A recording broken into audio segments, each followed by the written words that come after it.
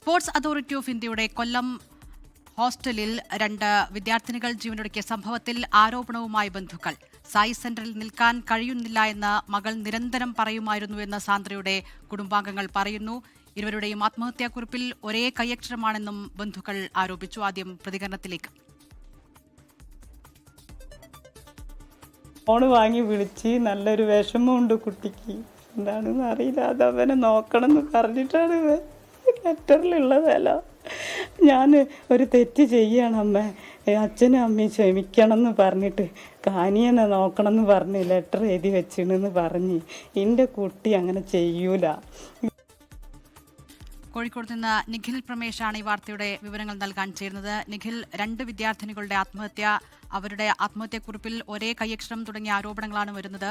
ബന്ധുക്കൾ ഇതിൽ ദുരൂഹത ആരോപിച്ചുകൊണ്ട് പറയുന്ന കാര്യങ്ങൾ എന്തൊക്കെയാണ്? ദിൽന, വ്യാഴാഴ്ച പുലർച്ചെയാണ് കുടുംബത്തിന് ഇങ്ങനെ സാന്ദ്ര ഒരു ഹോസ്റ്റൽ മുറിയിൽ തൂങ്ങിയ നിലയിൽ സാന്ദ്രയെ കണ്ടെത്തി എന്നുള്ള വിവരം ലഭിക്കുന്നത്. തുടർന്ന് കുടുംബം അവിടേക്ക് എത്തിയപ്പോഴാണ് കുട്ടിയുടെ മരണവും, അതായത് സുഹൃത്തിന്റെ മുറിയിൽ തൂങ്ങുകയായിരുന്നു തുടങ്ങിയ കാര്യങ്ങളൊക്കെ മനസ്സിലാക്കുന്നത്. എന്തായാലും ഇതിനു പിന്നാലെയാണ് ഇപ്പോൾ കുടുംബം സായി സെന്ററിനെതിരെ ആരോപണവുമായി രംഗത്തെത്തുന്നത്. അവിടുത്തെ ഒരു അധ്യാപകൻ ഈ കുട്ടിയെ പലപ്പോഴും വിഷമിപ്പിക്കുന്ന തരത്തിൽ സംസാരിച്ചിട്ടുണ്ട്, വ്യക്തിപരമായി കുട്ടിയെ ഹരാസ് ചെയ്യുന്ന തരത്തിൽ അടക്കം സംസാരിച്ചിട്ടുണ്ട് എന്നുള്ളതാണ് കുടുംബം ആരോപിക്കുന്നത്.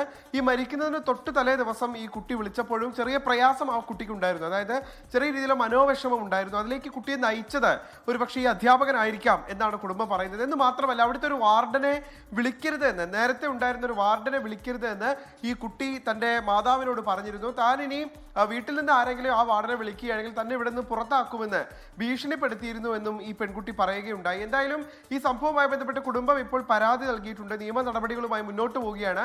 വളരെ ബോൾഡായ കുട്ടിയാണ് സാന്ദ്ര, ഒരു കാരണവശാലും ആ കുട്ടി ആത്മഹത്യ ചെയ്യില്ല. അതുകൊണ്ട് തന്നെ ഈ കുട്ടിയുടെ മരണത്തിൽ അന്വേഷണം വേണമെന്നുള്ള ആവശ്യമാണ് കുടുംബം ഇപ്പോൾ മുന്നോട്ട് വെച്ചിട്ടുള്ളത്. അവർ അതിന് ചേർത്ത് പറയുന്ന ചില കാര്യങ്ങളുണ്ട്. അതായത് ഈ കുട്ടിയുടെ മരണം വളരെ വൈകിയാണ് പ്രിൻസിപ്പലിനെ അടക്കം അറിയിച്ചത്. അതോടൊപ്പം തന്നെ ഇവർ തയ്യാറാക്കിയിരുന്ന കുറിപ്പ്, ഇത് രണ്ടുപേരുടെയും, വൈഷ്ണവിയുടെയും സാന്ദ്രയുടെയും ആത്മഹത്യാ കുറിപ്പിലെ കയ്യക്ഷരങ്ങൾ ഒരേ കയ്യക്ഷരമായിരുന്നു.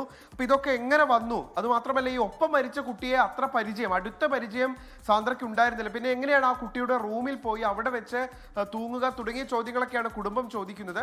എന്തായാലും ഇതൊരു ആത്മഹത്യ അല്ല എന്ന് ഈ കുടുംബം പറയുകയാണ്. തങ്ങളുടെ കുട്ടിക്ക് എന്തോ പറ്റിയിട്ടുണ്ട്, അതിന്റെ ദുരൂഹത മറനീക്കി പുറത്തു വരണം എന്നുള്ള ആവശ്യമാണ് കുടുംബം ഇപ്പോൾ ഉന്നയിക്കുന്നത്.